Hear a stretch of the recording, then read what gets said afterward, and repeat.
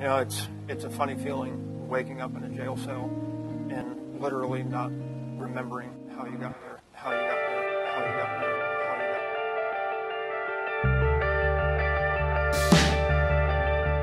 there. Let me back up just a little bit.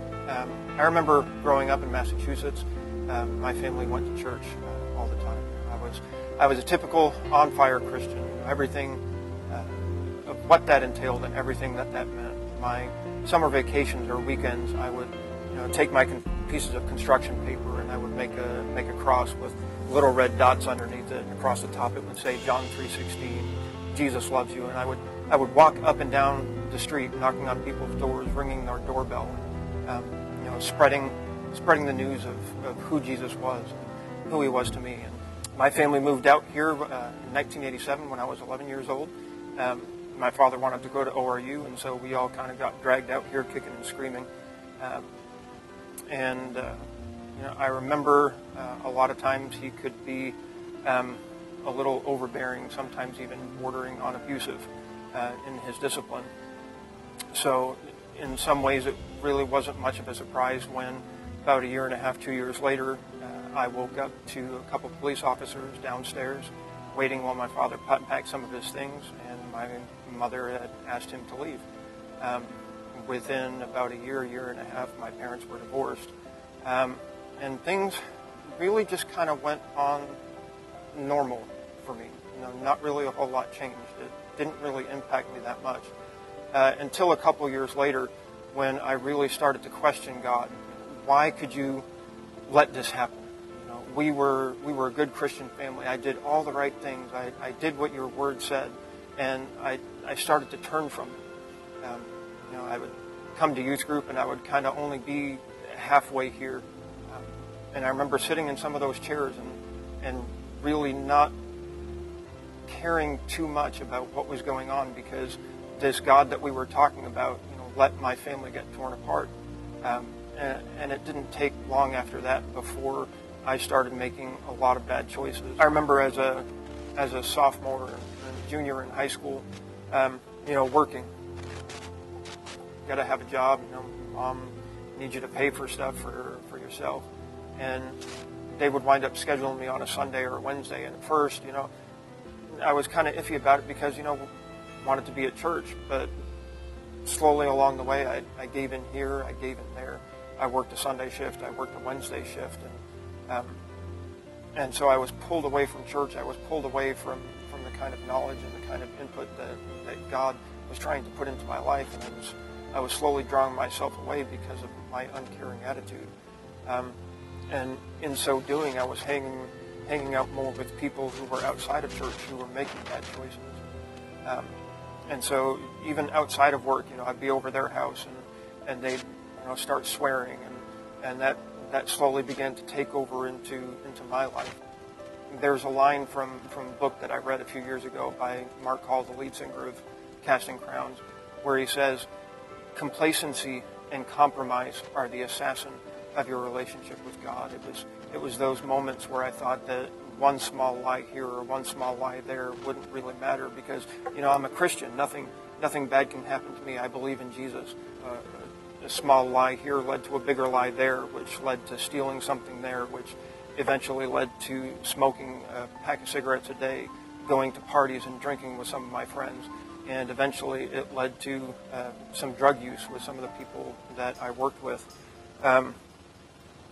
And it really wasn't long after that I just stopped coming to church altogether, or if I did come, I wasn't really here mentally, and I wasn't really participating. It was mainly to be seen, not because there was any kind of relationship. Many years later, I was hanging around with a bunch of friends who would do various types of drugs, and we went to a bar one night, and some of them were taking some pills, and I took a couple, and about 3 hours later, most of which is a complete blank to me because I still don't remember a lot of it, I woke up having just run into a parked car in the parking lot, and there were red and blue flashing lights behind me.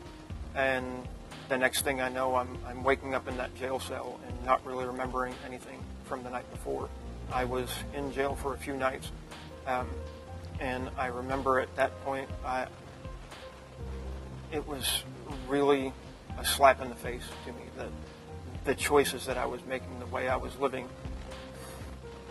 I knew better. I knew better than to do the things that I'd been doing. It's the way I was raised, the way I was taught, and I began to realize that God was, basically saying, "Hey, you've had your time. It's my time now. It's my time for you to come back to me." I remember hitting my knees in prayer and literally saying, "God, I can't do this without you. I need your help."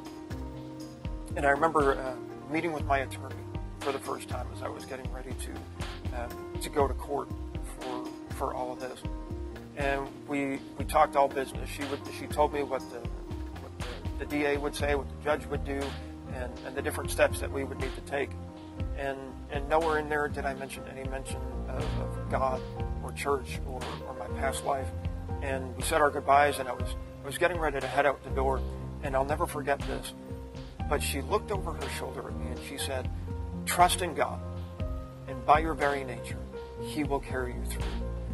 And it hit me in the head, it was square in the face and in the heart, and it really impacted me because here was this woman who, for all she knew, I was this horrible person who was just wanting to get out of it. But she said, "Trust in God," and it was a confirmation to me of God saying, "I'm still here. I'm still working with you. I'm still trying to bring you out.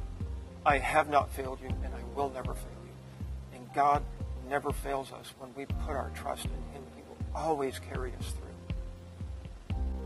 I'm not the first person that made this choice, and I won't be the last. But God has set examples before me. He set examples of where destructive choices can lead, but more importantly, how to lift yourself up. David being a prime example. He honestly, legitimately, from his heart said, "Have mercy on me, oh God. Have mercy on me." And every day I wake up with that same thought, knowing that yesterday I screwed up somehow. I sinned. God, have mercy on me. And it's one of those conscious choices, praying, listening to the right music, reading my Bible, and hanging out with the right people instead of the wrong people, that is going to lift me up. All of those things make me a better person and build my relationship with God. There have been a lot of times in my life that people have asked me, after I've talked with them about my story, if you could go back and undo all of those things, if you could go back and change your life, would you? I know that a lot of people would say, "Well, yeah, I wouldn't want to have to go through all that," but I can honestly and with serious conviction say, no, I wouldn't change a thing. Yes, a lot of it was hard to deal with, and it was some really hard times, but I know that those things have made me who I am today. Some of the friendships that I've built here in youth group with some of you have grown because of my love and compassion for the choices that I know that you face on a daily basis.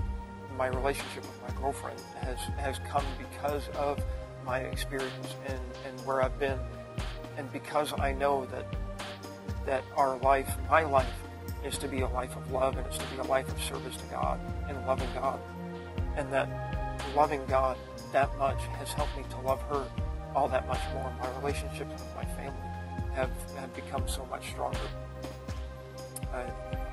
I honestly believe that because of everything that I've been through, every area of my life has benefited.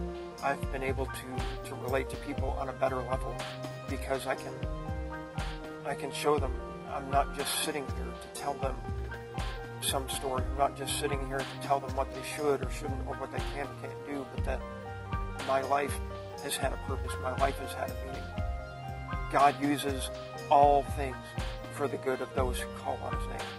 Even some of the worst and most horrible situations, you can see His hand at work in my life.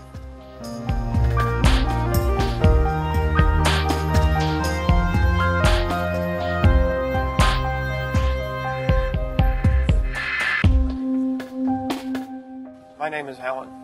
I am here today, literally and spiritually, because God stepped into my timeline and made a difference in my life.